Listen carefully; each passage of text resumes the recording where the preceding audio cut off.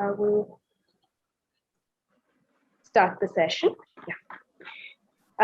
Good morning to our participants from the US and a good evening to our Indian participants. First, I would like to thank you all for convening at this hour to make this interactive session possible. We at the Center for Law and Policy Research are excited to welcome you all to the first interactive session of US-India Comparative Constitutional Law 2.0.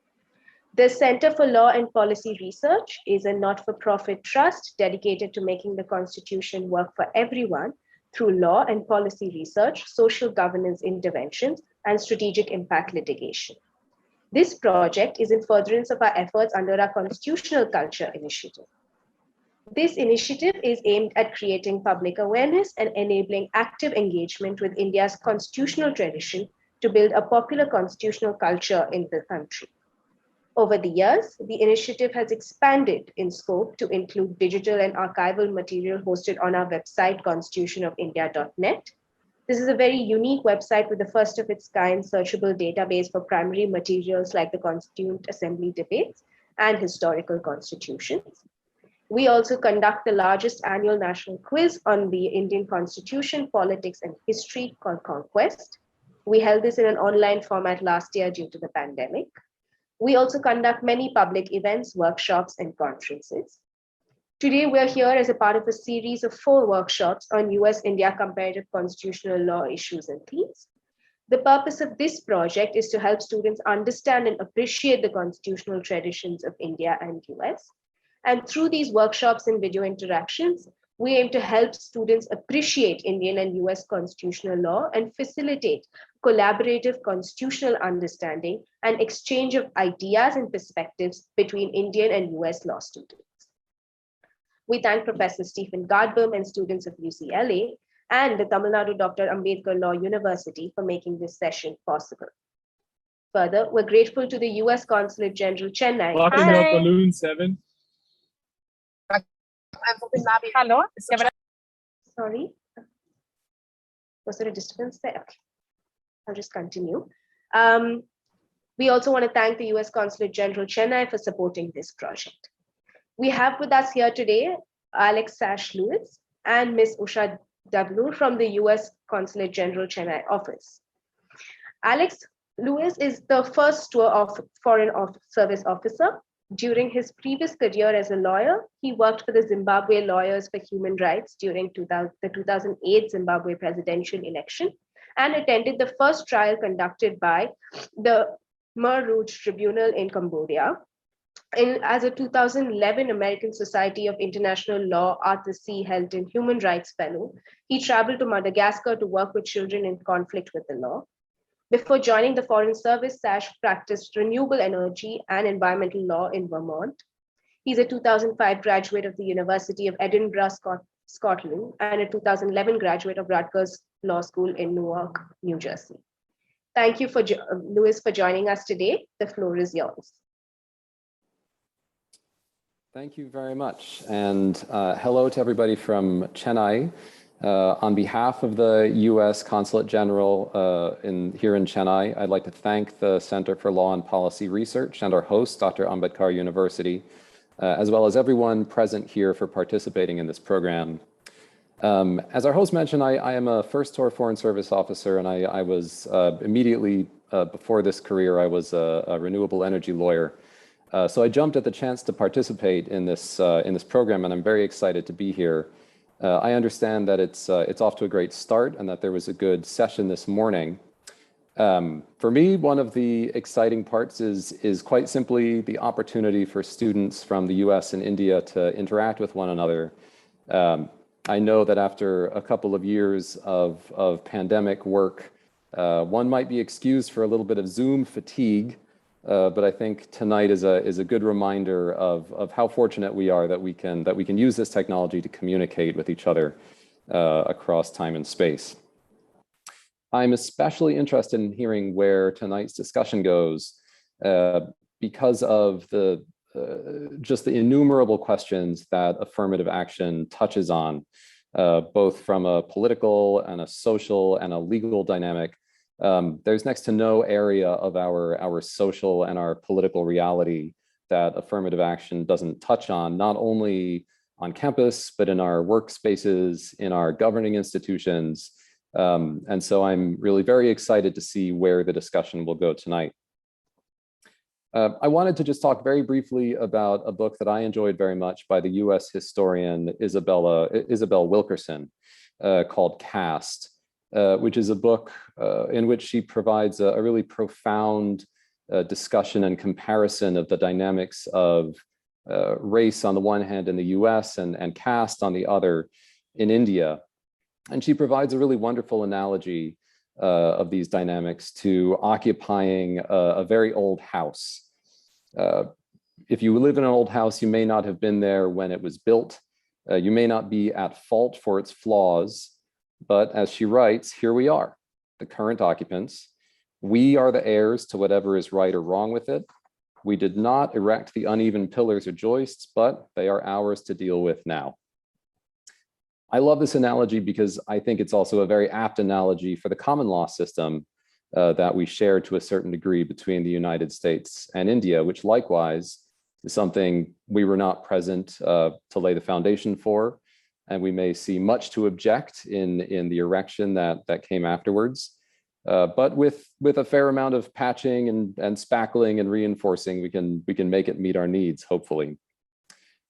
I don't think it's a coincidence that this analogy is so apt, both for our legal systems and for the topic of the discussion tonight, affirmative action, because there are so few questions that I think implicate the questions at the very core of how we function as societies, as well as how we choose to govern ourselves in democracy, the way that affirmative action does, which is what makes this such a great and vital subject for a discussion between different communities of students.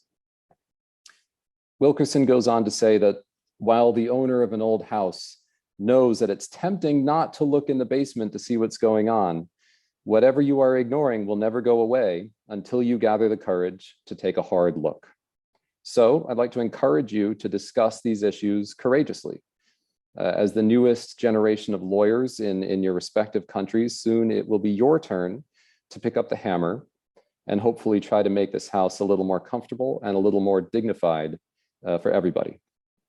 So thank you very much for participating in the discussion. I'm looking forward to listening in, and I will pass the floor back to CLPR to kick things off. Thank you, Louis. So maybe we can start with the session. And Kalyani, could you share the slide deck, please? Yeah.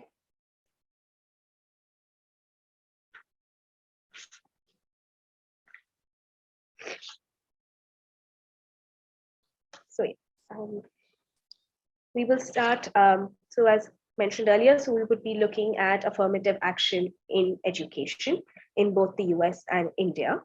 So before we start, I thought it would be important to highlight this background or questions as to why affirmative action itself, or questions around affirmative action, would be important in the two contexts.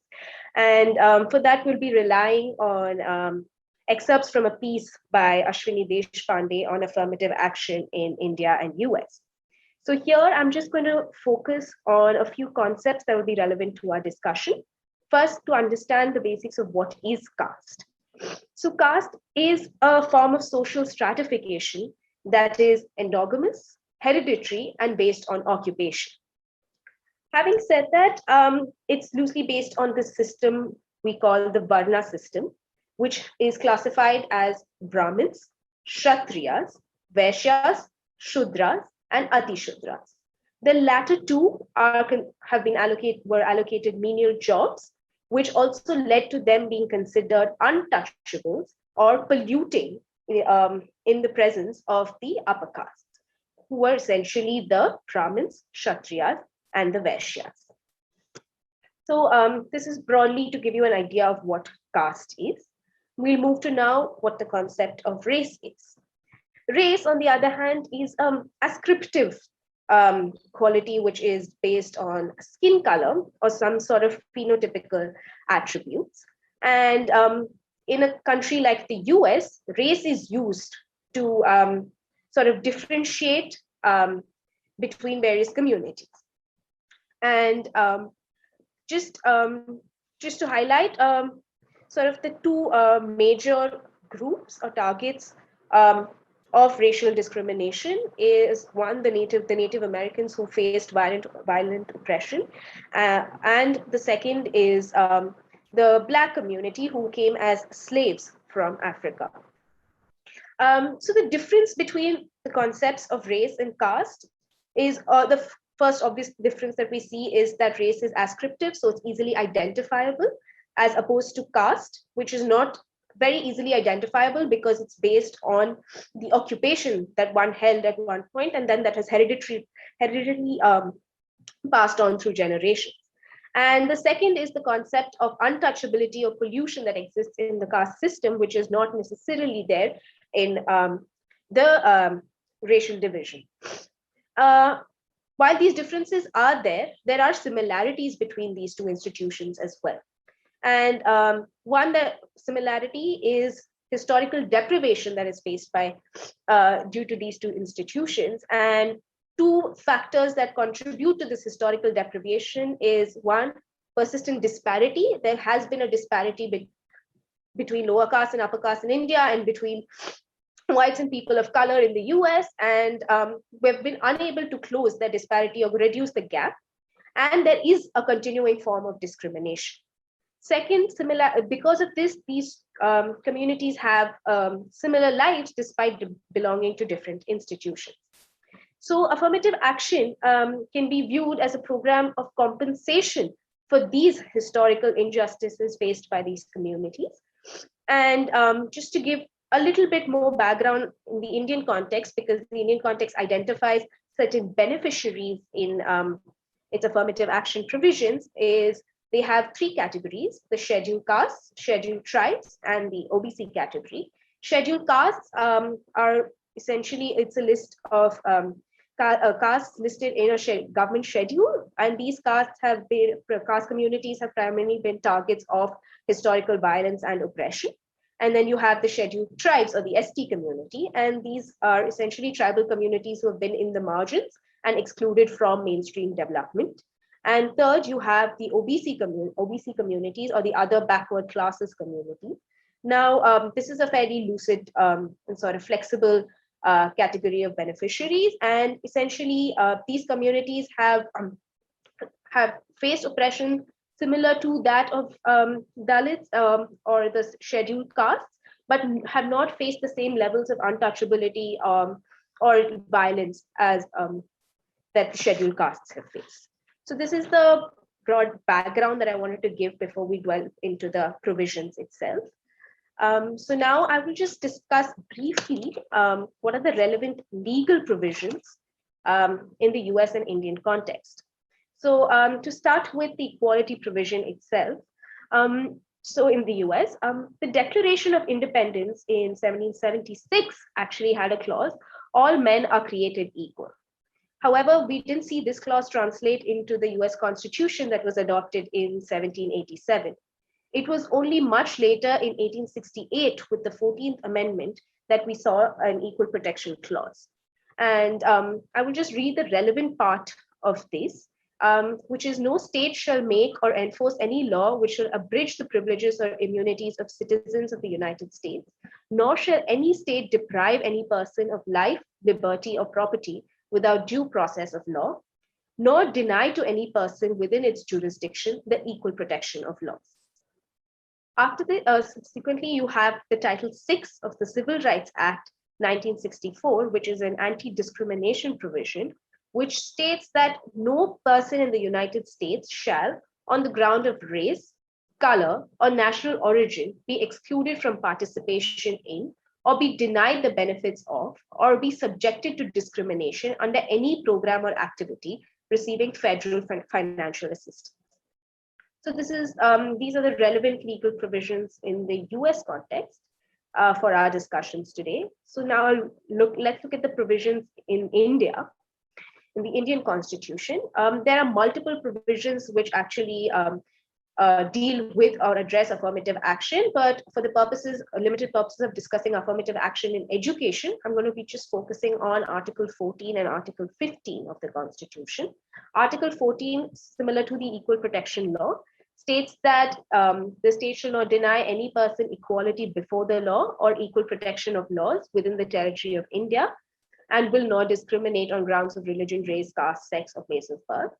And then you have Article 15, which is an anti-discrimination provision, which states that which prohibits discrimination on the grounds of religion, race, caste, sex, or place of birth. However, interestingly, what you see is Article 15 also has two clauses which empowers the state to make special provisions for women and children, and also empowers them to make special provisions for the advancement of any socially and educationally backward classes of citizens, or for the scheduled castes and the scheduled tribes. So this is the broad legal framework, and the historical. Article 16 is also there, but it deals with matters of employment. So I'm not going to get into the details of Article 16. This is the broad legal framework that we will be using for our discussions today. So I think this is just to give a background. Okay, thanks, Meenakshi. I'd now like to introduce Dr. Ranjit Ibrahim for his remarks on this session. Dr. Ranjit Ibrahim is the Assistant Professor and Faculty Coordinator of the Moot Court Association at Tamil Nadu Dr. Ambedkar Law University, and he's been extremely helpful in making this workshop a success. Other than constitutional law, Professor Ibrahim's interests also lie in business and contract law. He's published various papers in national journals and conducted multiple international and national workshops. Professor Ibrahim, the floor is now yours. Thank you, Kalyani, and thank you, Meenakshi, and also thank you, CLPR, for this wonderful program, which has been prepared well and also in the process of being organized well. Very useful. Today morning, we had a wonderful discussion on various issues. We deliberated on affirmative action and also the founding patterns of the Constitution of both India and United States of America. At this outset, I'd like to tell that the students of School of Excellence in Law, Tamil Nadu Dr. Ambedkar Law University, and the students of University of California Law School will surely have a very good interaction because the stage is set for that. And we are discussing a lot on various important aspects of the constitutional provisions. And when you take about India, from my understanding as a lawyer, as a law professor, I would like to only tell that Indian constitution has been tested many times in various parts of the judiciary in the country, whether it's High Court or whether it's Supreme Court. Most of the cases have come from the concept of reservation, what we are talking about. So reservation has become a very important area of debate where interpretation of law has been analyzed in depth, where so many aspects have come. Basically, whenever we even do a cluster research or any kind of deeper research, we try to find that there are broadly two categories of people. One is talking for the reservation, and another one is, talking against a reservation. And there are very rarely you find people who take a midway or people who are like us who take an academic perspective, talking about both the pros and the cons of reservation.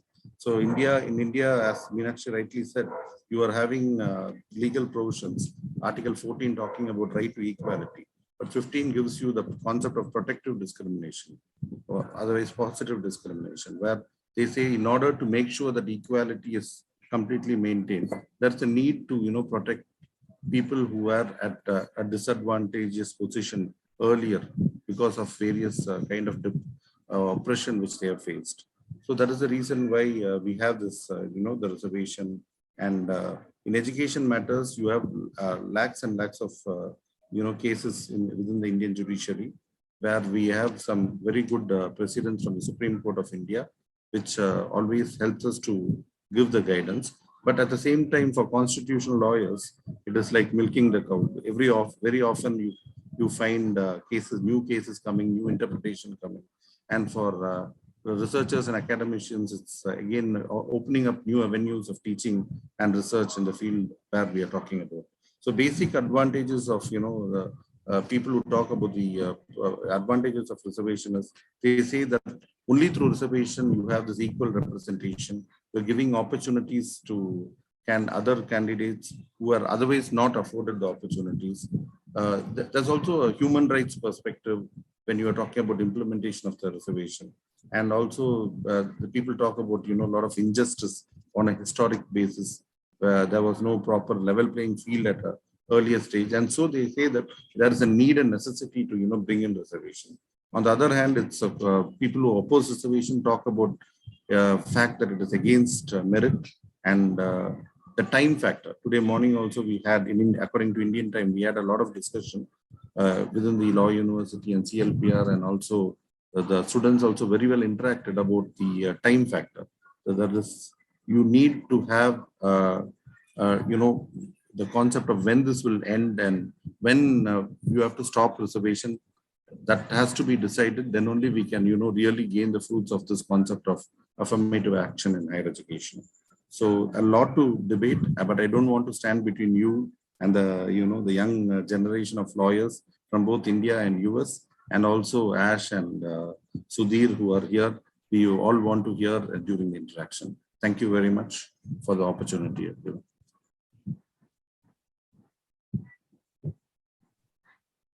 Thank you, Professor Abraham. So in that case, then we will proceed with the student discussion. Kalyani, could you just put the question up? Yeah.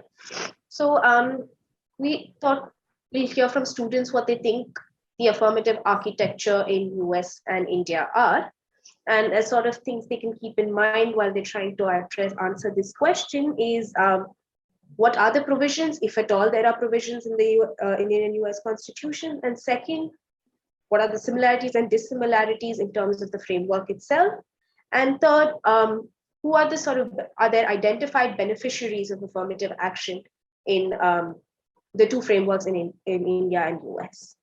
So how we thought we'd go about this is we'll have maybe two students from the US, from UCLA try to talk about the Indian provisions, and then we will have two students from Tamil Nadu, Dr. Ambedkar Law University talk about the American provisions. So would the students from UCLA like to take a stab at this question?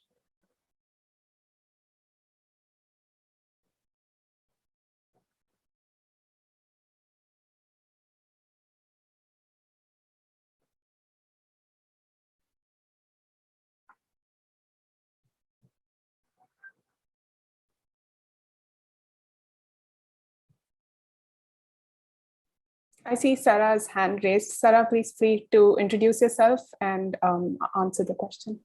Thank you. Yeah. Hi, I'm Sarah, and I'm certainly not an expert, but I thought it was interesting reading over the provisions. There seems to be some explicitly carved out constitutional language in India to empower the judiciary to enact laws that would specifically benefit, I think it was women, children, and members of other disadvantaged castes, where it seems like there's some effort constitutionally to enshrine not only an equal protection, but also an ability to help groups that have been historically disadvantaged by calling them out by name. And I think that that is one really interesting difference for me with the US, and one key difference between the way the US legal framework is made and interpreted, because I don't think we have those same sort of carve outs to allow for things like affirmative action.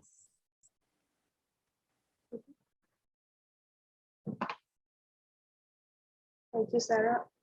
Anyone else who wants to add, who wants to respond to Sarah?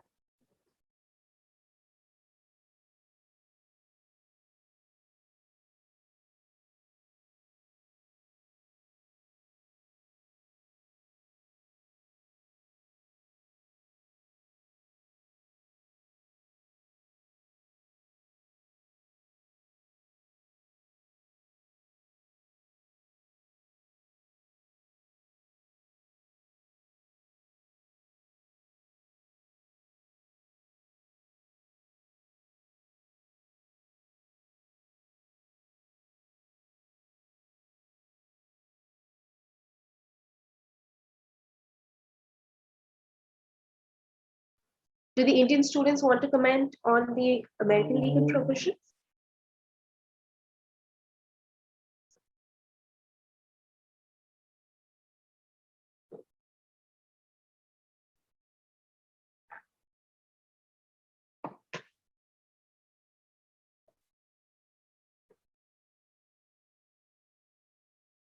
So I think maybe I can give it a shot.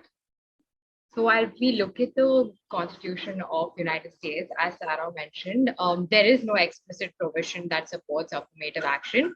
However, we can see a lot of traces in the Equality Protection Clause. And over the years, as we've seen in a lot of decisions of the US Supreme Court, even the Buckey case or let it be the Fisher case, all of it also mentions that affirmative action, which is not in terms of quotas, is accepted in the United States. So that's sort of a difference that we see in the Indian Constitution and the United States Constitution.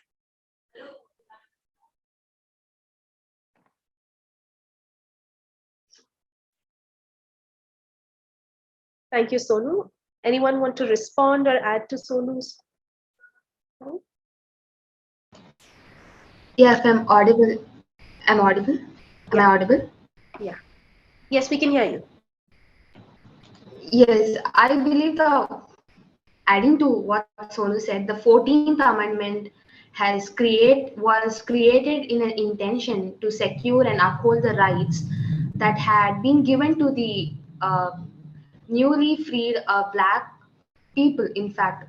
So I also see that the judicial system of US has always upheld the equality between people, and not even once I could see that Black people claiming for any kind of reservation of quotas, but the US judicial system and the Constitution has only believed in equality in opportunity, but rather concentrating more about reservation or quotas. So that is what I feel. So just to add to your points, you're trying to say that the equal opportunity in the US is ensured through means other than reservations and quotas? Did I get you Yes. right? Yeah. Yes, that is a form of affirmative action they have taken. All right. Okay.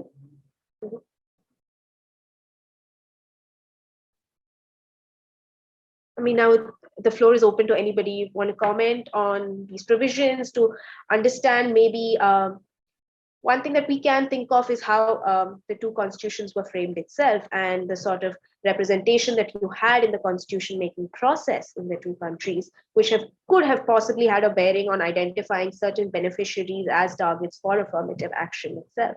So if you do see, just to give a little background to the students from UCLA, the Indian constitution making process, we had a constituent assembly who sat and deliberated for about for a little more than 2 years. And these deliberations were made by a group of representatives from various communities that also included members from the scheduled caste community. And maybe that specifically Dr. Ambedkar, who was a very important leader in and a very important person in drafting the constitution, and maybe that also had a bearing on ensuring that certain communities were targets of affirmative action and were explicitly protected in the constitutional framework, as opposed to what we did see in the Philadelphia Convention, where there were 55 delegates from about 12 colonies, however, mostly white men who were slave owners, aristocrats, lawyers, and belonged to the and therefore didn't probably see the need for that protection.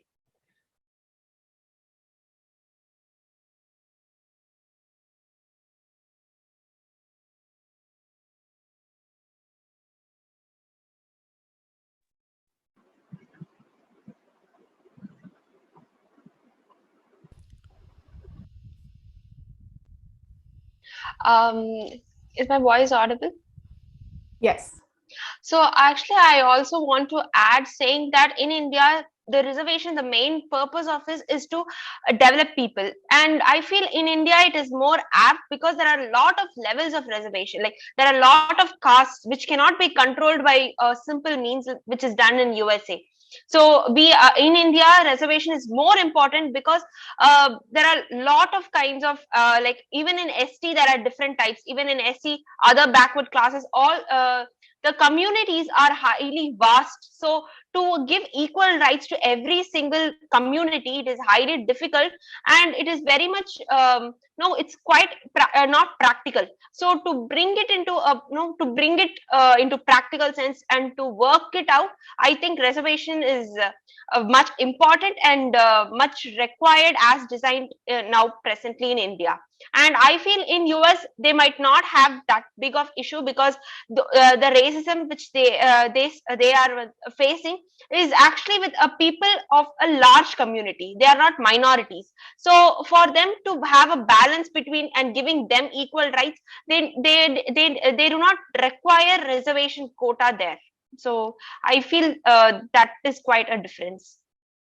We are focusing in India, we focus more on small minorities, and that their problem is racism, which is actually a large part of their community. Thank you, Gitanjali. Maybe we can... One second before, just quickly to respond to Gitanjali. Yes. Just one point is, if you go back to Ashwini Deshpande's reading, the focus there, I agree that yes, the questions of volume do matter, and population do matter. However, if you go back to Ashwini Deshpande's reading, the similarities between racial minorities in the US and lower caste or Dalits in India is that they both have faced historical disadvantages, and that they have faced oppression in the past, and that still perpetuates in forms of discrimination even today. So I'm not, just go back to the reading. That's one similarity that the two communities have. Thanks, Meenakshi. Sarah, maybe you could go next, and then Sonu and Tanvi, and then Rachel. Yeah, I think that's an interesting point. I think in the US, in some senses, we maybe have fewer minorities in terms of large class minorities. And I mean strictly in terms of number of people who would fit into that minority. But I do think that it's kind of a similar issue in terms of trying to mitigate systemic racism and systemic discrimination, such that it ends up being kind of not the same, but it ends up being practically something that needs to also be resolved.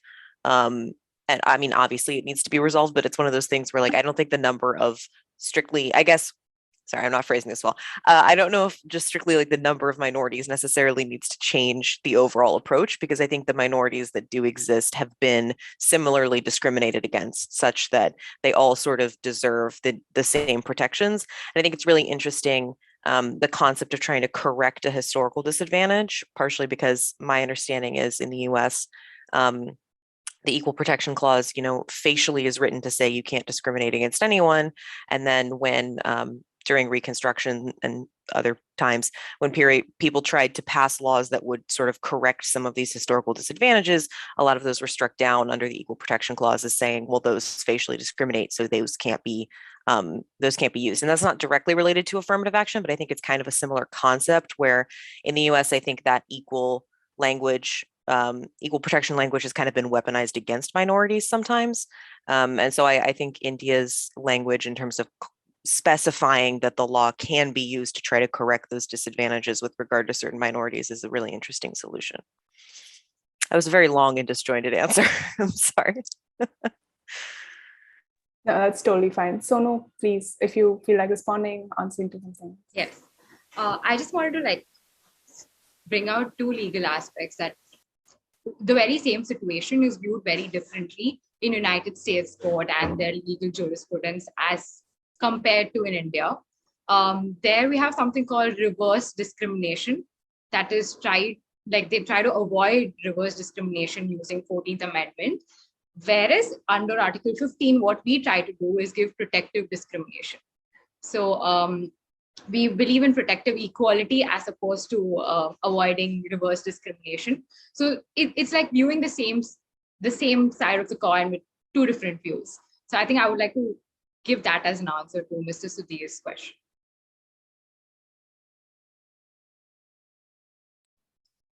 Thank you, Sonu. Tanvi, I see you have your hand raised as well. Yeah, to add on to that, I would like to say that affirmative action in general is basically based on the idea that it is not sufficient to establish formal equality, not just formal equality by law. when we wish to eliminate certain inequalities that are deeply rooted, it is necessary to take some kind of positive measure to minimize the entrenchment or the eliminate these forms of social inequalities. So most policies of affirmative action are thus designed to correct the cumulative effect of past inequalities. Like Meenakshi has pointed out, about 2,500 years ago, the Varna system that was formed here, say the classification of Brahmins, Kshatriyas, Vaishyas and Shudras and Adi Shudras, the kind of discrimination that the lower caste, as in I'm talking about Shudras and Adi Shudras, face is beyond imagination. And even today, they do face a lot of disparity in our community. To just answer the question that was pointed out by the Geetanjali, I would say the only reason I believe that the US does not bring in affirmative action very deeply is because they do not, we were discussing this in the morning also, because they do not feel that the Blacks in itself are a different community. They don't want to be known as a minority. So I think that is a way of seeing it and telling that that is why they don't have strong principles on affirmative action, because they see everyone on the same plate equally. So this is my take on affirmative action. Thank you, Tanvi. Maybe we can hear from Rachel and Harini after. Okay, so I believe as per the Indian Constitution, affirmative action is aimed at empowerment of sectors, whereas in the US Constitution, it's more about inclusion and diversity. We have explicit articles that comes out and tells that the reason for having reservations, etc., are for the purpose of empowerment, whereas in the US, it is not that explicit, and they aim at inclusion and creating diversity in, say, be it a workplace or an educational institution. So I think these are like the two different views when we look at it from the Indian and US law perspective. Thank you.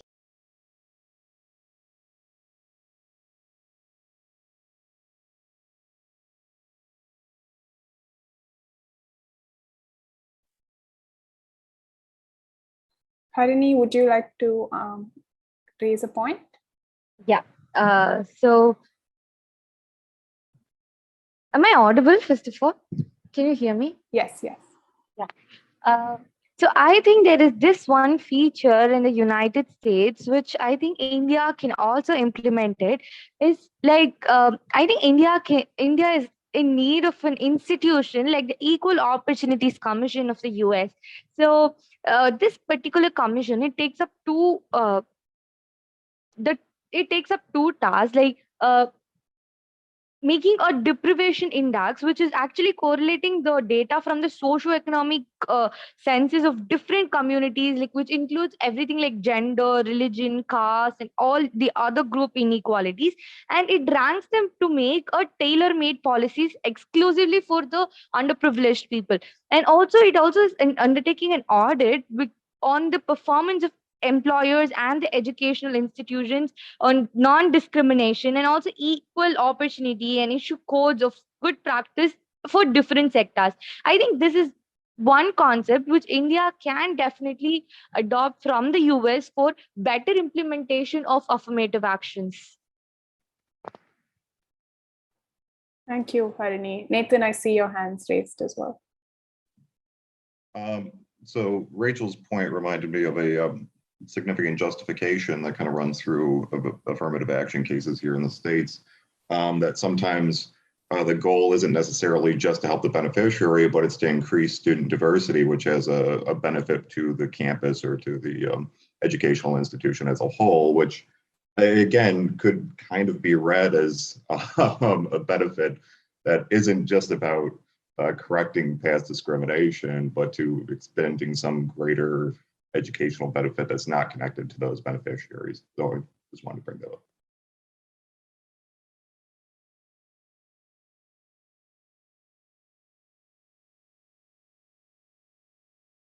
Thank you, Nathan. Is there someone who wants to respond to Nathan or raise any other points?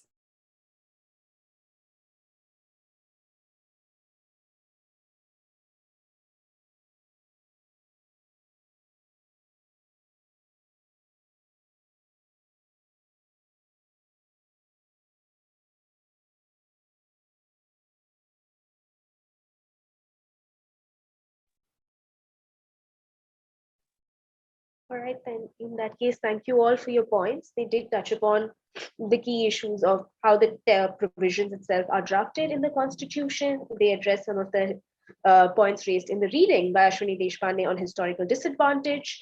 And I've also addressed the sort of justification given for affirmative action in the two countries and how both are different, which is representation versus diversity. So with this background, I think it would be interesting to move to the next set of readings and the activity that follows from that.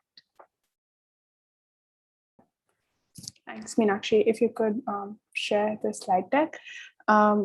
Before we move on to the student activity, which would be the larger chunk of the second session, I'll just quickly take us through the first two judgments in India and US that talk about affirmative action in education.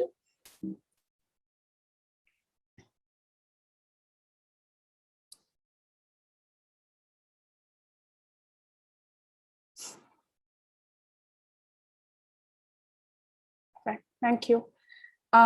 Just give me 1 second. Yeah. So the first case that we're going to talk about is Regents of University of California versus Baki, which is the US Supreme Court case.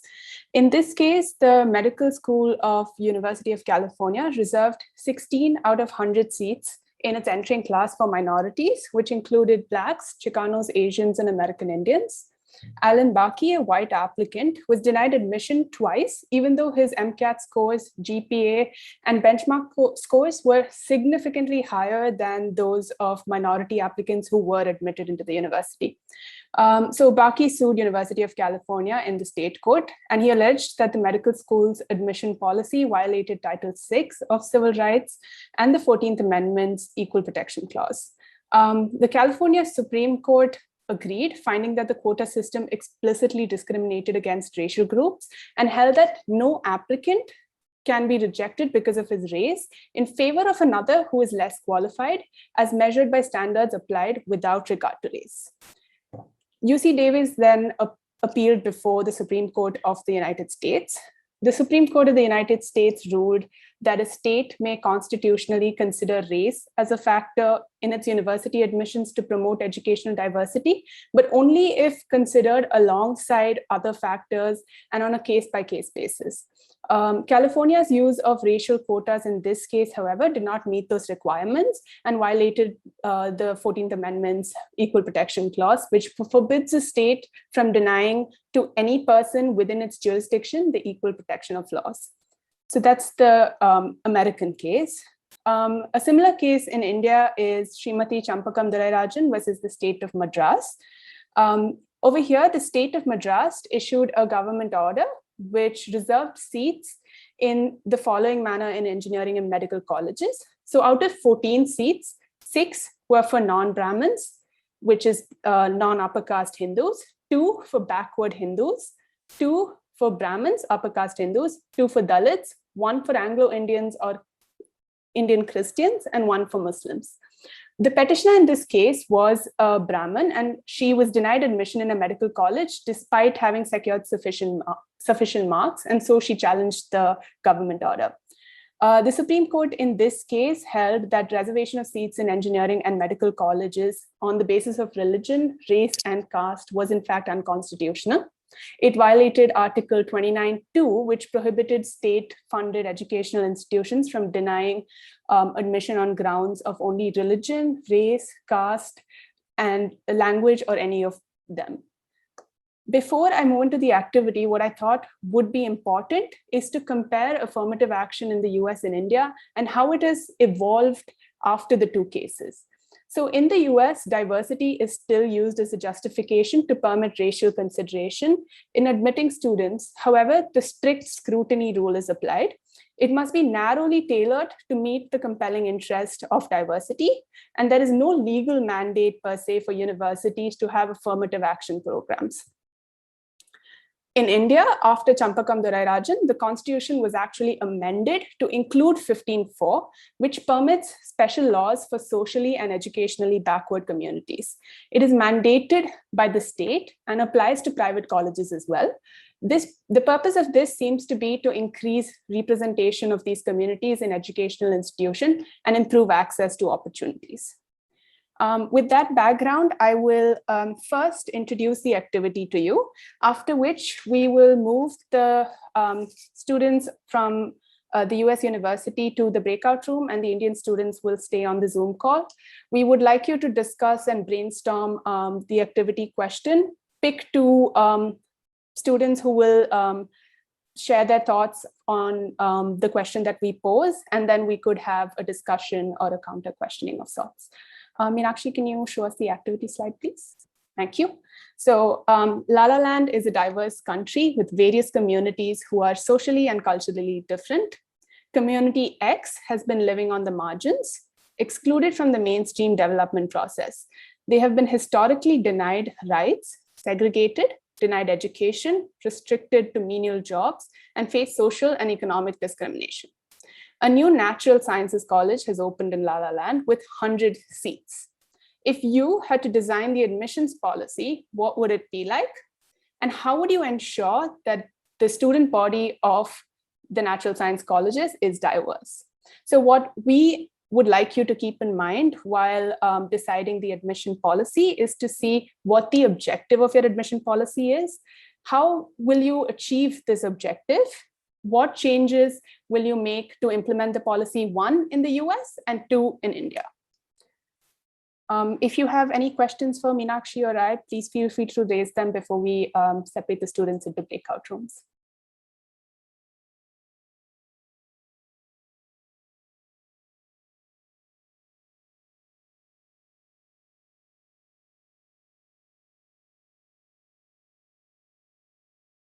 Meenakshi, I think we can move the American students into the breakout room. We will give you around 10 minutes to brainstorm, maybe 15 if required, but we can start with 10 minutes.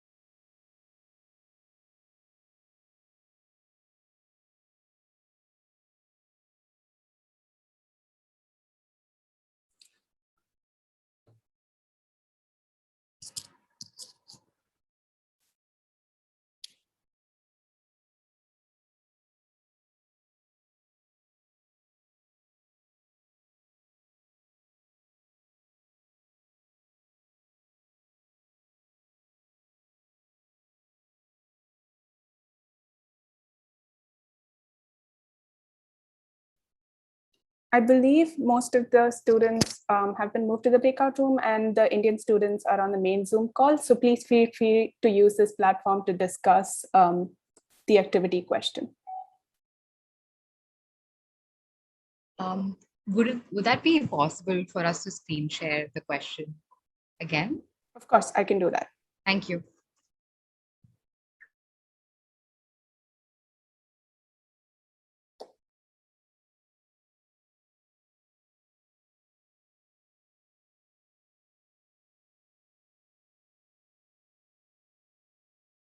I hope it's visible. Yes, it Yes. is. Thank you.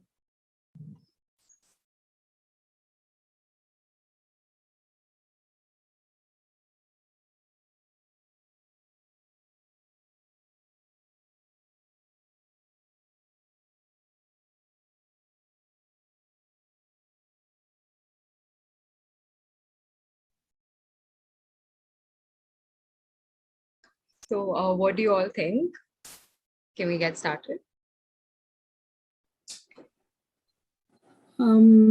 So we have to address like 4 questions. First being, what is the objective of our admission policy? Yeah. Keeping that in mind, we need to make sure that all the principles in the educational sphere, which is really important, need to be a part of the objective policy. Say, for example, one would be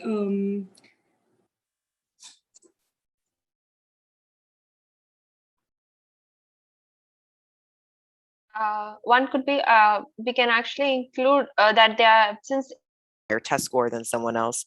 And so admission to that program based on sort of these historical markers of disadvantage.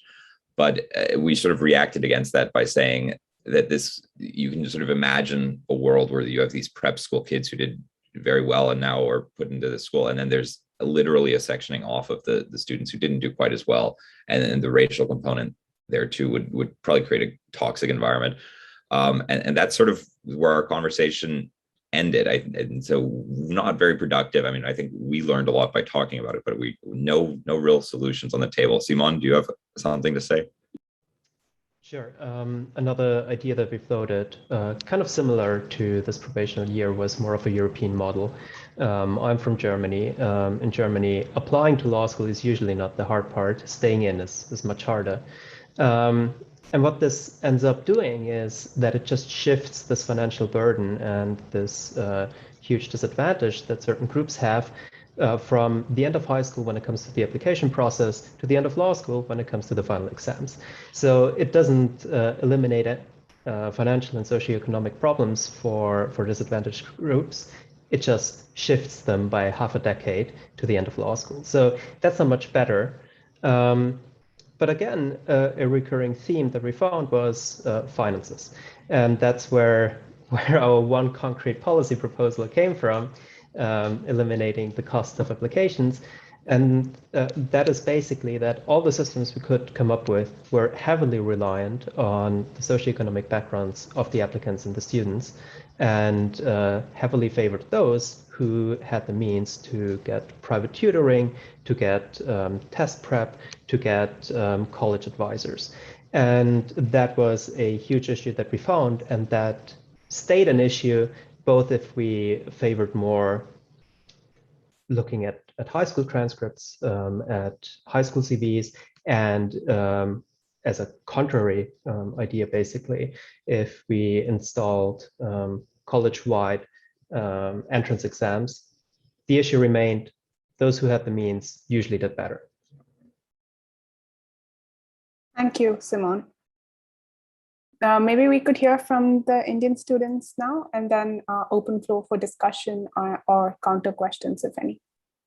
Yeah, to bring out the major objective of education in itself is to develop or inherit ability and powers of students. And when we come to the foundational pillars of an education policy, we need to definitely take into consideration equality, equality, affordability, access, accountability.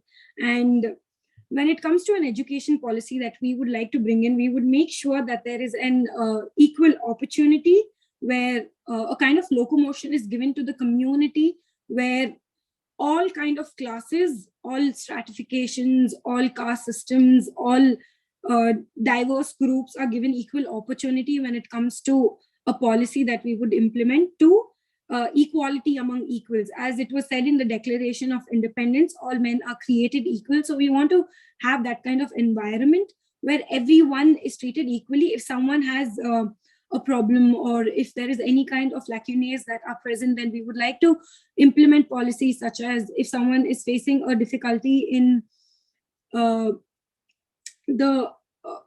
the class or group, then some kind of incentives or something can be provided to make good or to make it equal. Thirdly, a reasonable classification. We don't want to seem, we don't want the policy to be kind of telling the class that you are unequal to us, but kind of empowering them to grow and keep building. And adequate representation of people, all kinds of group, all kinds of races, diverse, everyone needs to be promoted equally. And so this would be our main objective. And to achieve this, we can have one, the strict scrutiny test can be followed, keeping in mind the strict reservation that we follow here. So this test will, one, classify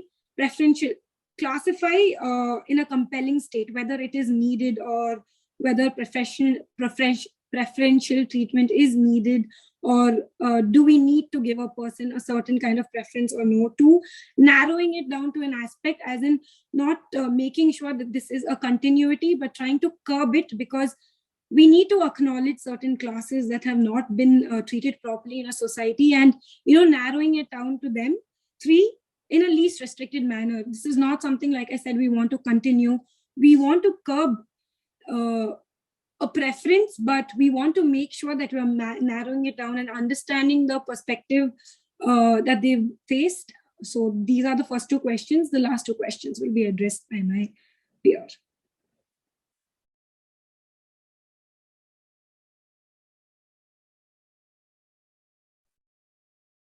So the last two questions were as to how the implementation must be done in US and in India.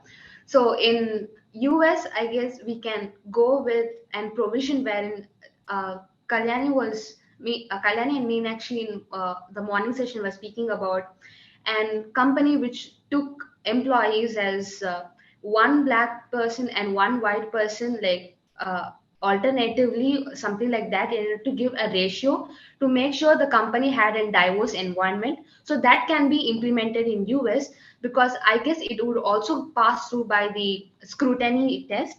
And secondly, with respect to India, we could have a safe mid ground of 20 to 25% of reservation.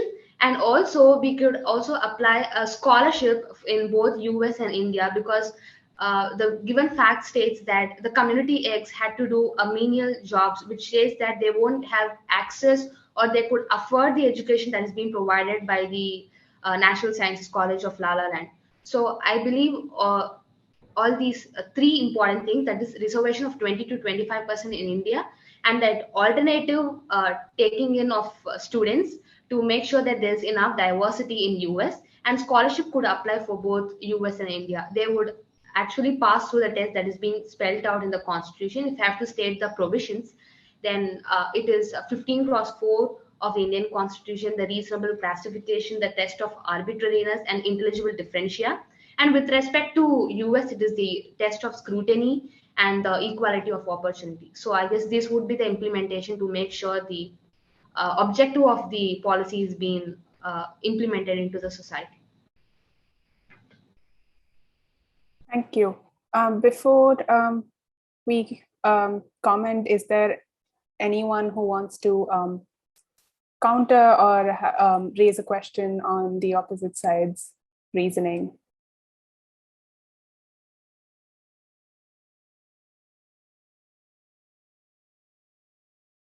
I think Sudhir has a question for Tanvi in the chat. Maybe I could repeat that for you.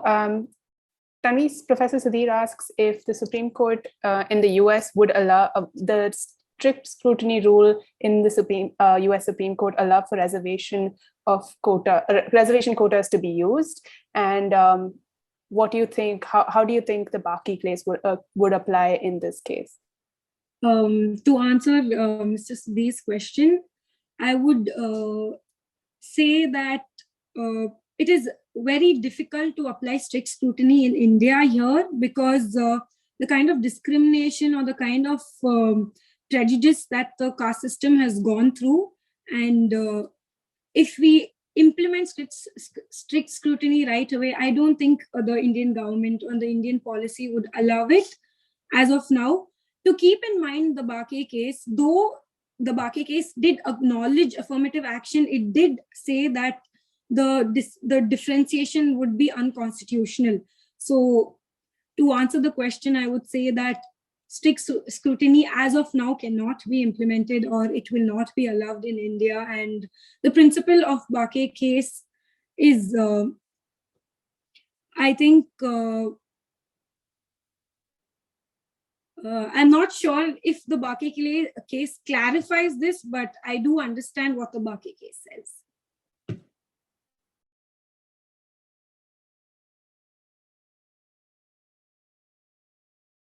Just to give a clarification on that point, is that the Bakke case, yes, it does permit affirmative action, but did strike down quotas. So just to give that clarification, and I think someone had their hand raised. Yeah, that was me. I was about to say that I think back, I'm not quite sure, is probably the closest thing the US had to quotas like they're employed in India. And I think the court was relatively explicit in saying that this hinders the attainment of true diversity because the applicants from each respective group do not compete with one another. And that was given as one of the main reasons for unconstitutionality in the majority opinion, if I understood that case directly. So I believe that the Bakke case would be contradictory to the Indian system if it were employed exactly this way in the US. Thank you. I would add that, of course, we do dream of a day where we could apply strict scrutiny, but now is definitely not the time, as it would definitely oppose to our policies.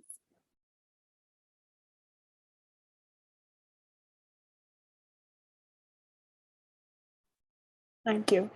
I see someone else's hand raised as well. Sarah. Yeah, one of the other things that we talked about that I thought was sort of a broader issue is we talked about how we thought that trying to sort of fix quote unquote college admissions processes, it's not that it's too late, but it almost kind of misses the boat in some senses. Like we thought that a better solution would be trying to improve that, if the state mandates everyone does what in the US is, K through 12, basically, that we try to make that element of it more even to begin with, so that by the time applicants get to the college admissions process, there is less of an issue of worrying about people having been disadvantaged because of the place that they're from or the way that they grew up or the school that they received. And obviously that's a much, much, much bigger issue. But I think that that's also sort of something to be taken into account, that that I think affirmative action should go hand in hand with efforts to just increase educational opportunities in general for people who have been historically in these disadvantaged groups. Because it's not just kind of about college, it should be more of a systemic change. That's obviously a lot easier said than done. Thank you. We actually had a session earlier where we talked about a reading by Nicholas Lemon in the New Yorker, where he talks about Gabrielle Starr, who's the president of Pomona College. And she actually does argue that higher education also requires other measures or structures to fight barriers of social mobility and not just affirmative action. So yeah, I think that's an interesting point.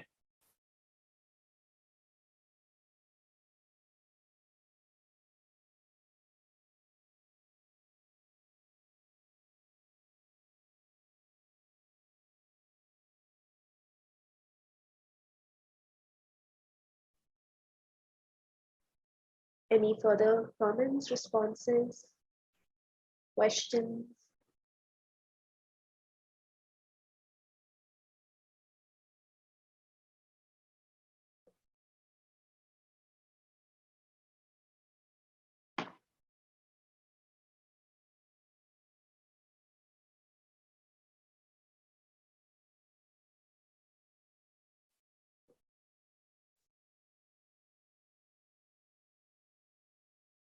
In that case, Kalyani, Sure. Maybe just one last prompt. I remember someone from, I think it was Maximilius. I'm sorry if I got your name wrong. Please correct me if I'm wrong. But you talked about how explicit race consciousness might create resentment. I think that's an interesting point. I was wondering if any of the students would like to take a stab at answering that, or see what you think about that.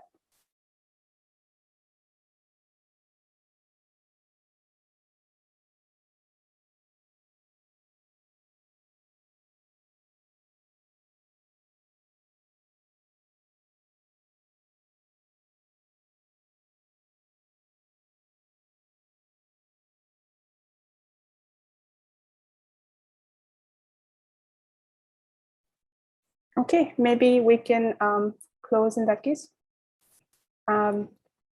Thank you everyone for participating in this session. I would now like to call upon Professor Stephen Garbaum. Dr. Stephen Garbaum holds the Stephen Yeasel Endowed Chair in Law at UCLA School of Law and is the Faculty Director of UCLA Law Promise Institute for Human Rights. A preeminent expert in comparative constitutional law and human rights, Professor Garbaum has been a member of the UCLA Law faculty since 1998. An internationally recognized constitutional scholar, he was a 2011 Guggenheim Fellow and a 2012 and 13 Strauss Fellow at New York University. Professor Garbaum's research focuses on comparative constitutional law and constitutional theory. His widely reviewed book, The New Commonwealth Model of Constitutionalism, Theory and Practice, explores a novel form of human rights protection in Canada, New Zealand, and the United Kingdom. Professor Garbaum's work has appeared in many other places, including Harvard Law Review, Stanford Review, Michigan Law Review, and the University of Chicago Law Review. Professor Garbaum, the floor is yours. Thank you. And first, let me just thank CLPR for putting on this fabulous event. It's a first for me, and I'm sure a first for UCLA students to have the opportunity to engage in a kind of a joint live session, which really brings comparative constitutional law home. It's really terrific. And thanks to all the students for being here, and especially the Indian students, given the time. That's really, wonderful. And I'd like to also just say hello to Sudhir. We met a few years ago when you gave a talk at Columbia, and thanks for your role in organizing this wonderful event. I just thought in my comments I would do two things: just slightly update the situation in the US, and then just give a few comparative thoughts, in no particular order.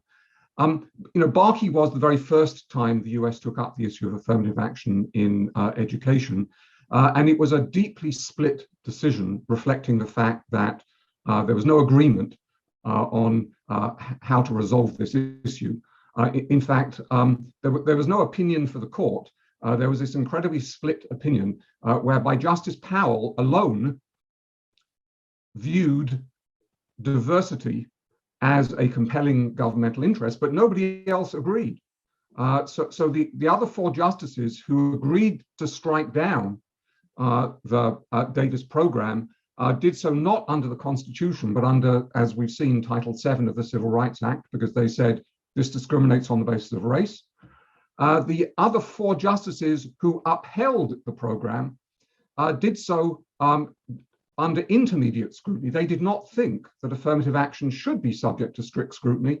And moreover, they didn't agree that diversity was the rationale. They said the rationale was correcting and compensating for historical injustice, which is not something that the rest of the court has ever agreed. So diversity was this single opinion of Justice Powell until 2003, when the court in the next affirmative action in public education, the case is coming from the University of Michigan, finally, 5 justices agreed that diversity was a compelling governmental interest under strict scrutiny. And they upheld, for the first time, affirmative action in education. But it continues to be, the principle of affirmative action continues to be incredibly controversial and is deeply split along liberal conservative lines in the United States. And the last time the Supreme Court addressed the issue of affirmative action in education was Fisher versus Texas in 2016, where by 5 votes to 3, they upheld the program again, under the diversity rationale and strict scrutiny. But since then, 2 of the 5 justices in the majority have departed the court, and there are 3 new conservative justices who we have reason to believe oppose affirmative action, including Chief Justice Roberts, who is currently the swing voter who has never voted to uphold any affirmative action in public education or anywhere else. So right now, it's as hanging on with its fingertips as the right to abortion. And the Supreme Court is currently deciding whether to hear an appeal in the affirmative action case from Harvard, which raises 2 sort of new issues. Of course, Harvard is not a public institution, and so under US doctrine, the Constitution doesn't apply to Harvard, but the Harvard lawsuit is being brought under Title VII of the Civil Rights Act, which we put up before. It also involves the novel claim of discrimination against Asian Americans, because the claim brought here is that there's a de facto quota for Asian Americans to achieve the diversity that Harvard seeks. And the Supreme Court right now is deciding whether or not to take this case.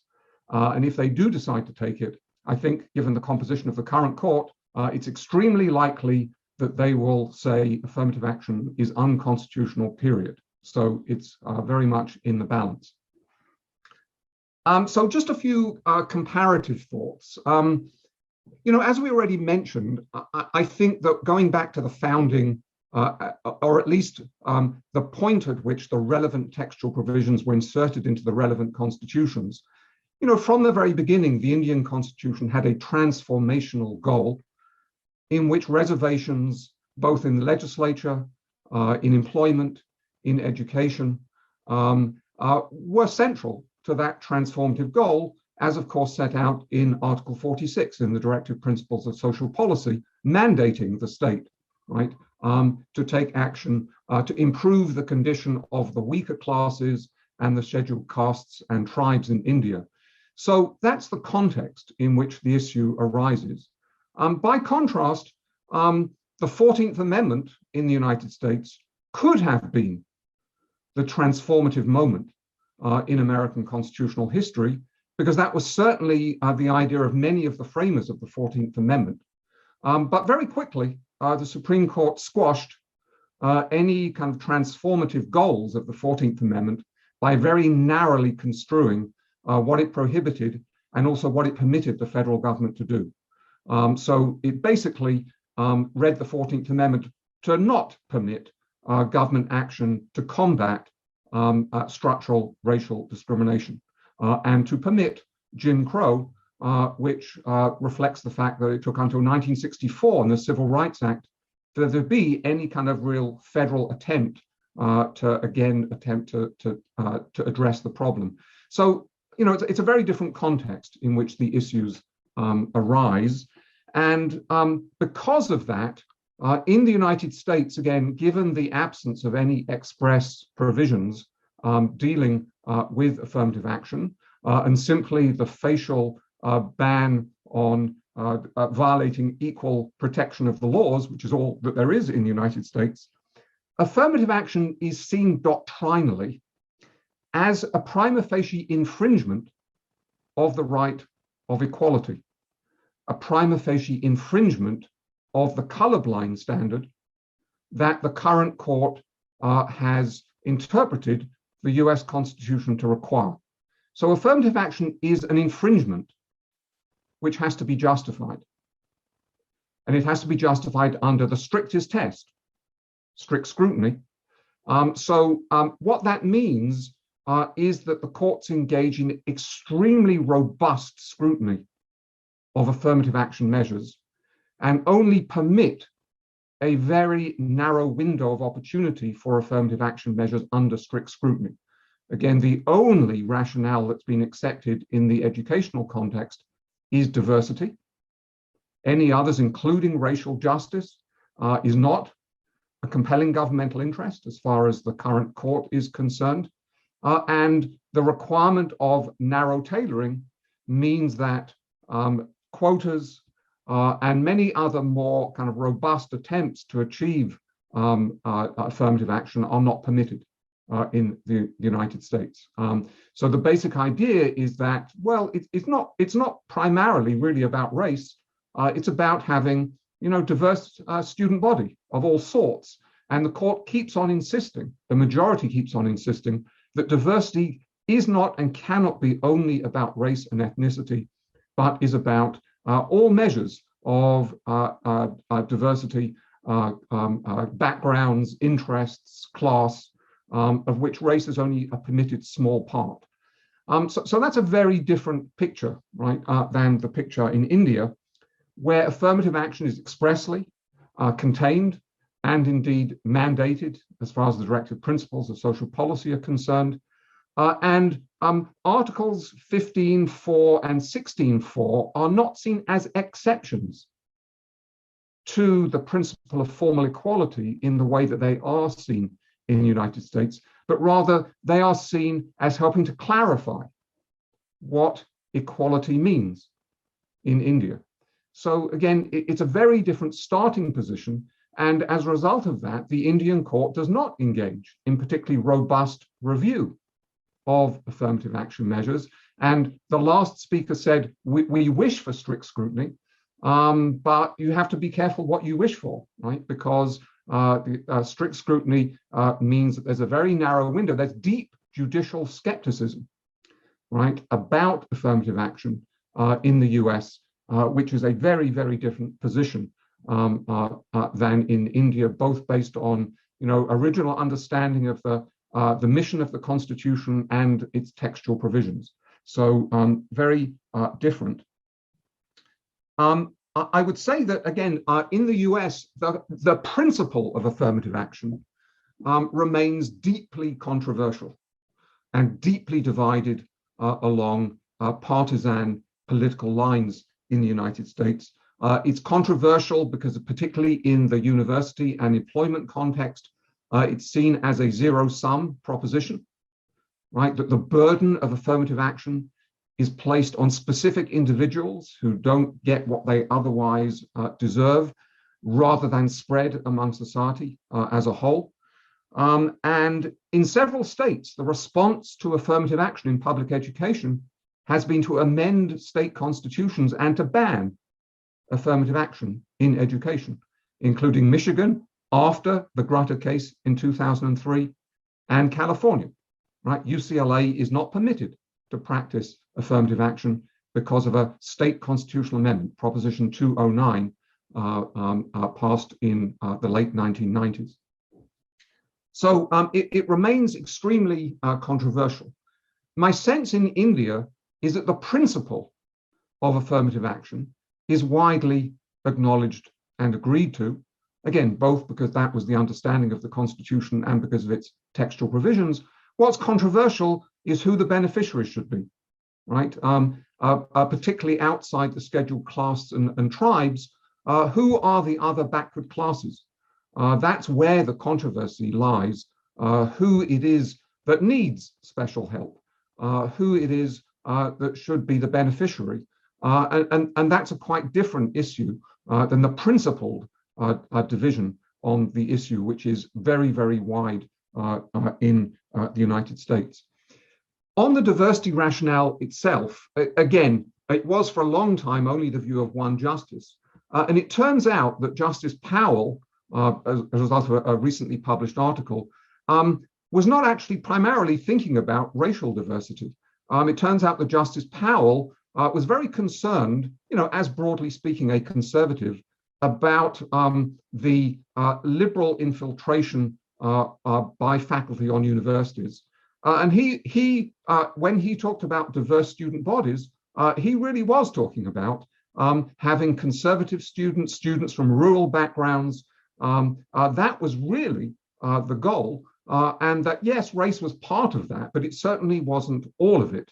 And so, again, that kind of puts the diversity rationale in a certain perspective. And again, the Supreme Court has always insisted that that's the conception of diversity that is permitted, a broad conception of which racial diversity is only a part and definitely can't be the whole. But of course, the diversity rationale has always been itself extremely controversial.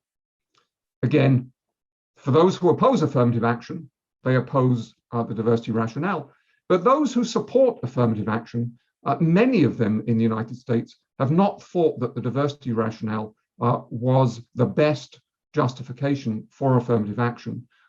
They rather think that direct focus on racial justice and racial equality is the best justification for affirmative action and is limited by the diversity rationale. So there are many supporters of affirmative action who in a sense would like to see the diversity rationale ended and replaced by a more direct race-specific justification for affirmative action.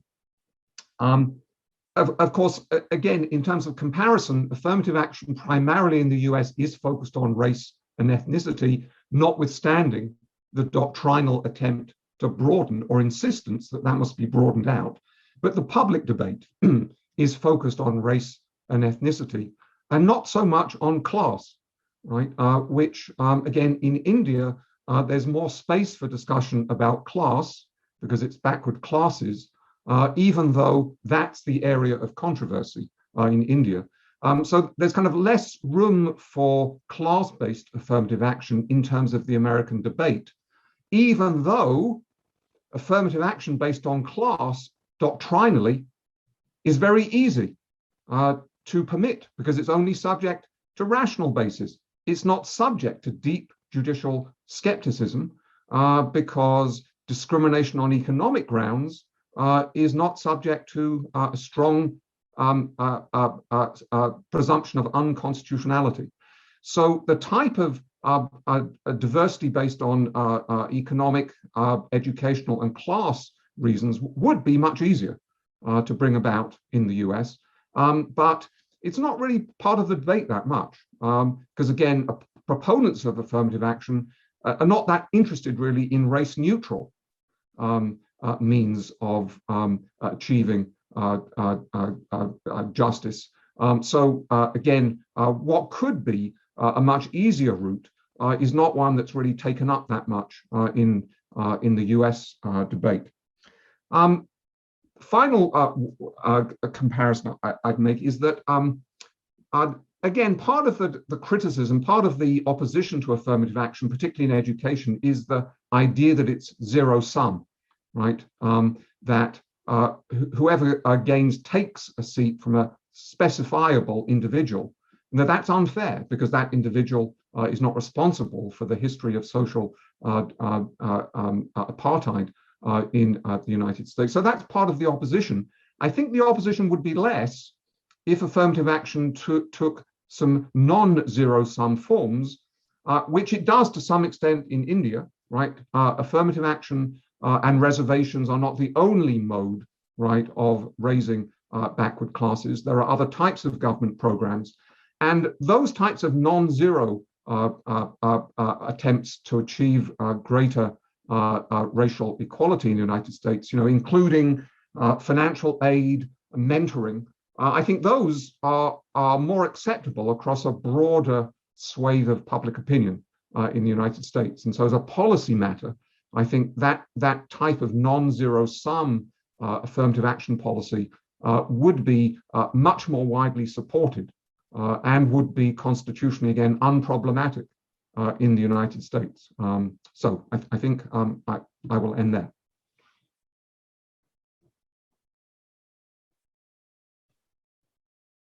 Thank you, Professor Garbaum. Are there any questions that students may have?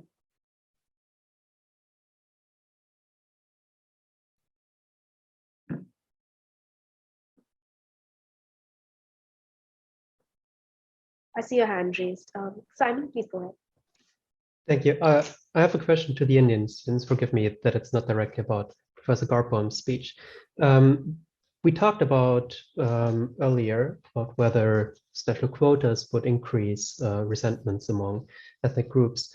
It seems to me like the way it's set up in India works exactly that way, just with caste instead of race or ethnicity. So my question to you is, does it work? how do college campuses look like? Is there any resentment to be noticed? Or the opposite, is the opposite true? Does it actually succeed in creating true diversity where college campuses think of themselves as one community rather as fractured groups of different castes and different student groups?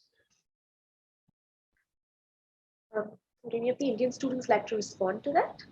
Yes, if I may answer to Simon's question. I guess it has not directly created any kind of resentment as to the students itself in the college campus. There is no such kind of resentment between the students, because I believe that this generation that is coming up in India, has embraced this, because we believe that this is the only way we could get out of this chain of reservation and all these things, caste-based systems. But if you have to see as a political situation as a whole in India, yes, it has created some kind of resentment, and there is always some kind of political drama or political place that is put up around this caste-based reservations. In fact, there is something called as economically weaker section reservation, which is purported to be given to the so-called upper caste, just because they are economically weaker sections. And some sections of the community, they argue that this must not be given, because reservation itself is only to battle the social conditions of people, but not the economic condition of the people. So I would like to conclude by saying that resentment in the college campus is not something that you could see. But politically, yes, there is some kind of resentment, but they only stick to the political agendas. Thank you. That was insightful. Anyone else have any questions? Want to respond? Want to add? May I add to the point? Yes, sure. I would also add that reservation, basically it is just to open up opportunities for every level of classes. So that is the main focus. Once you've got the opportunity, it is up to you to use it or come up in life. So the basic agenda is to give opportunity to every person. So yeah.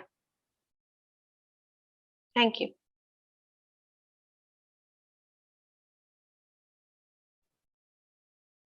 Any questions to Professor Garbaum?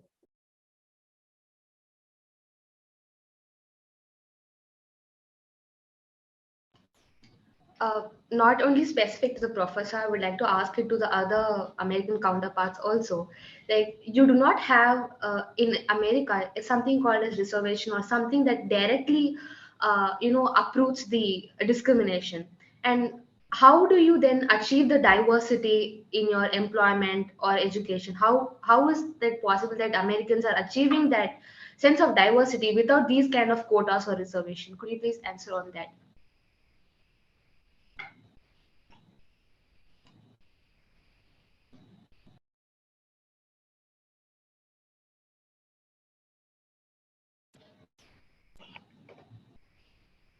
Sarah has her hand raised. Yeah. Yeah, I think depending on the person who you ask, the answer would be that we're not successfully doing that. I think in terms of the way that it's at least framed, at least with college admissions, you end up with this very sort of complicated, impossible to predict, like black box admissions system where you send your application in and there's a lot of tests and essays and extracurriculars, and they make an effort, at least they claim, to look at kind of the whole person to create a diverse student body. And the more, I think the unfortunate reality is the more selective schools have generally more very qualified applicants across the board and can kind of select the class that they want from basically any combination of factors that they're looking for. And in terms of employment, I think the employment discrimination laws are a little bit different. So I don't necessarily, I'm not as knowledgeable to speak to that per se. But yeah, I think you sort of just end up with this holistic sense where they're allowed to take it into account, but not sort of expressly. I think that a lot of colleges do strive to have diverse campuses, but I think they define diversity along so many different lines that you end up with oftentimes a very interesting mix of students, but not one that is necessarily rectifying this historical disadvantage per se. But it also sort of really depends on the school, where like the student body you're going to see at schools will be very, very different depending on what the school is kind of looking for.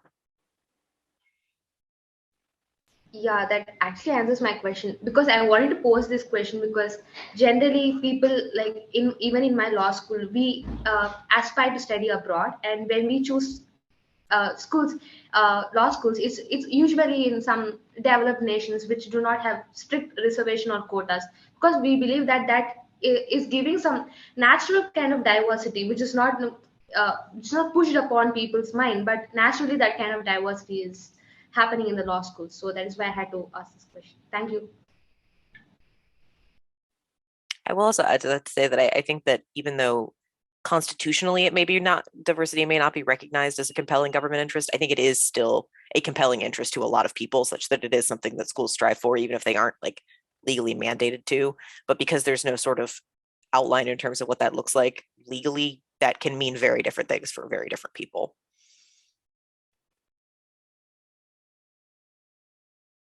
Yeah, thank you so much.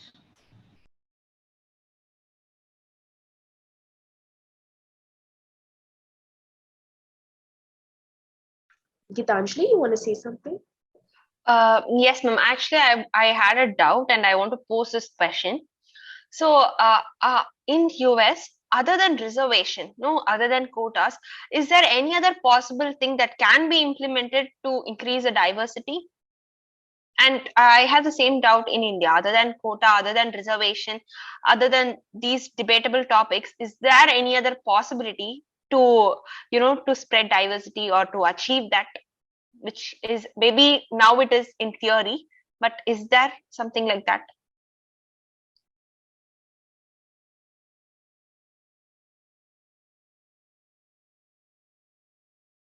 Yes, Simon, go ahead.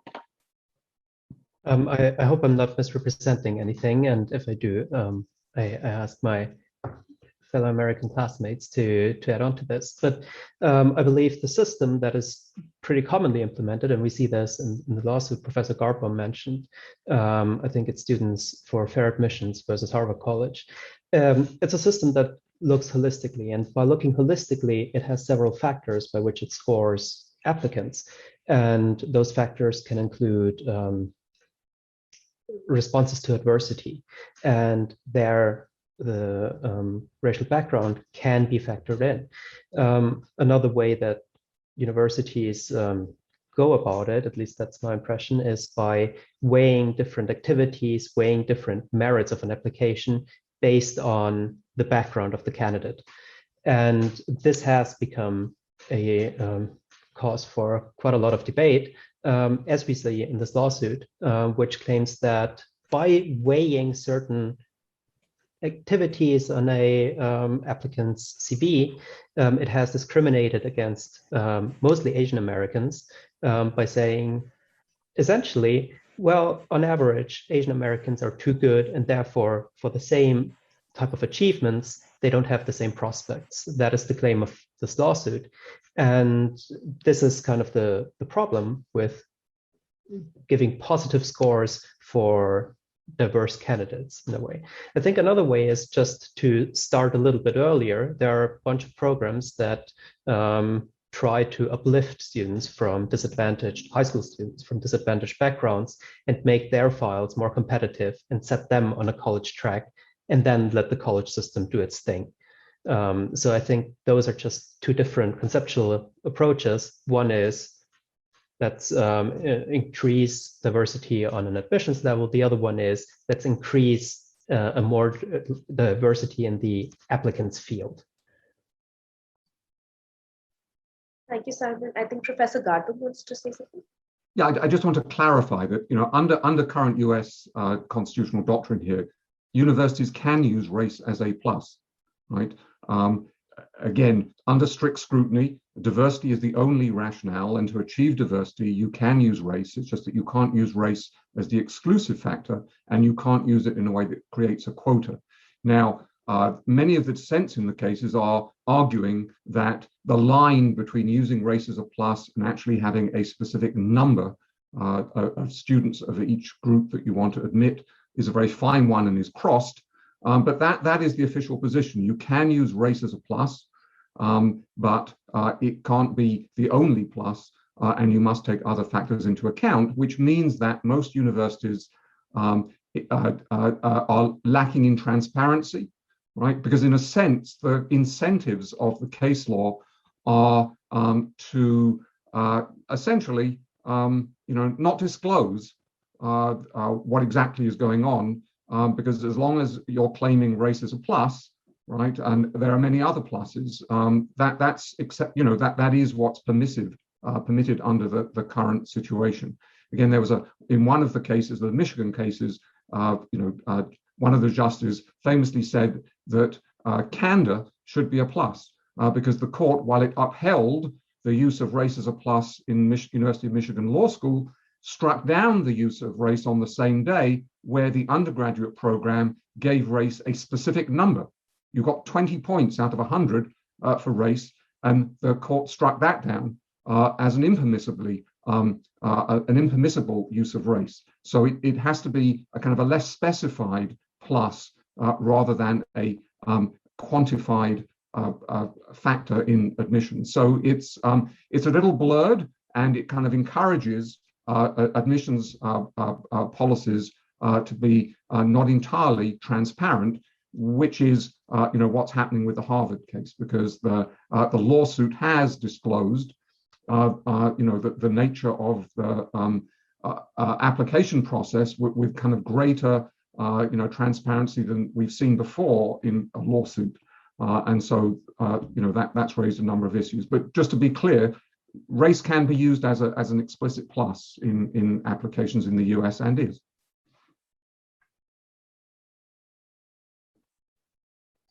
Thank you, Professor. Sudhir, would you like to say something? May I just ask, I just have a small question, which is about Proposition 209. So the Proposition 209 position is that race cannot be a plus in a California university. Is that correct?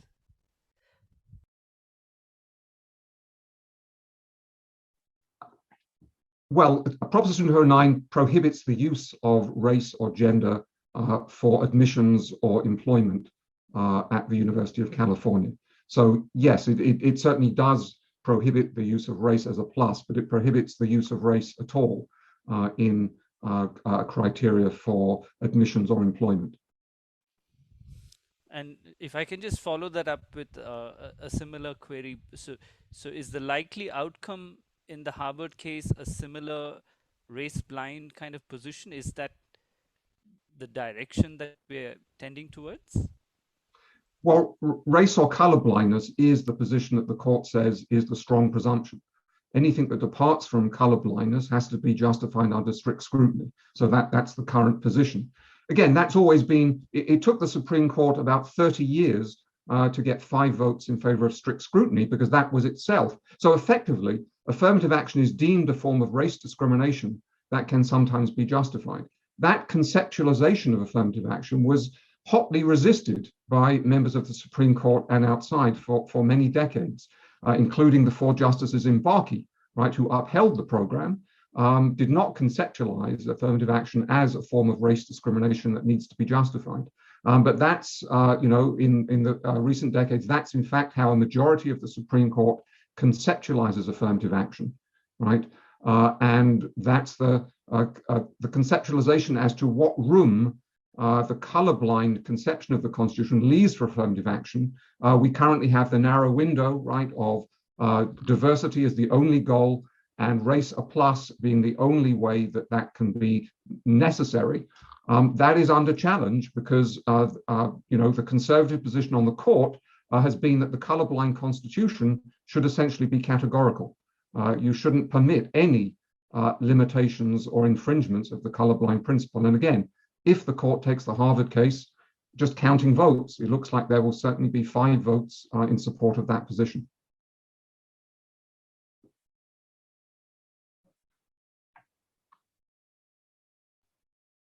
Thank you, everybody. Thank you, Professor Garbaum, for your remarks on the trajectory that affirmative action took in the US post-Barkey. and telling us about the conceptions of equality and affirmative action itself, and how contemporary political positions have in fact informed these conceptions. I would like to thank all the students here for participating in this session and making it an interesting session for all of us to engage in, discuss, and learn from. Just before we go, I would like all of you to, if you could turn your cameras on for a picture.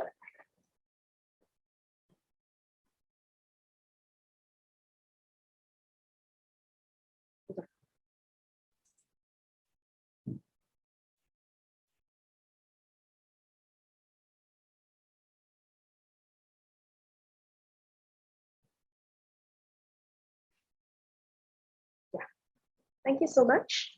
I would like to thank the UCLA students and Tamil Nadu Dr. Ambedkar Law students here joining us here for the session today, and Professor Ranjit Abraham, Professor Stephen Garbaum, and Usha to be present. Thank you all. Have a great day in the US and a great evening in India. Thank you, Meenakshi.